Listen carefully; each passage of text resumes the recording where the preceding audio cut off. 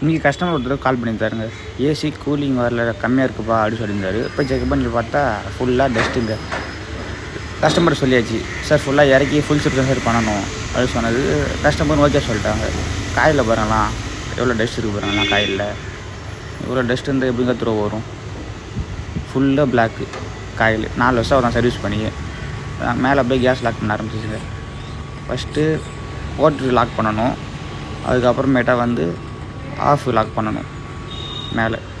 கை ட்ரப்பை பாருங்களா, 4 வருஷம் ஆனதுனால வந்து தேனி உள்ளே கூடு கட்டி வச்சுருங்க. நல்லா பாருங்களாம், இந்த காட்டுறேன் பாருங்கள் ஒரு நிமிஷம் பாருங்களாம். தேனி உள்ளே கூடு கட்டி வச்சுருக்கு. ஜேசி ஓடுதோ ஓடலையோ சர்வீஸ் பண்ணுங்க 6 மாதத்துக்கு தடவை. காயில் பாருங்க எவ்வளோ பிளாக்காக இருக்குது பாருங்கள்,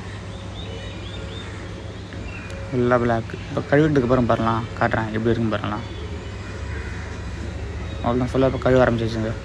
எவ்வளோ அழுக்கு போகுது பாருங்களாம் கீழே காயிலேருந்து. இவ்வளோ அழுக்கு இருந்தால் சளியும் பிடிக்கும், உடம்பு சரியில்லாமல் போவாங்க. இப்போ காயில் கழுவுனதுக்கப்புறம் எப்படி பாருங்கண்ணா, எவ்வளோ டஸ்ட் வந்து இப்போ எவ்வளோ க்ளீனாக இருக்குது பாருங்க. இப்போ வேக்யூம் போட ஆரம்பிச்சிச்சுங்க. கன்ஃபார்ம் வேக்யூம் போட்டே ஆகணும். நிறைய பேர் வேக்யூம் போட மாட்டாங்க, வேணாம் வேக்யூம் போட்டே ஆகணும். எல்லாம் முடிஞ்சு கேஸ் ஓப்பன் பண்ணி வச்சுங்க. கூலிங் பார்க்காங்க. உங்களுக்கு இதுமாரியே சர்வீஸ் போட்டால் கேருக்கு நம்பர் கனெக்ட் பண்ணுங்கள். Okay, thank you.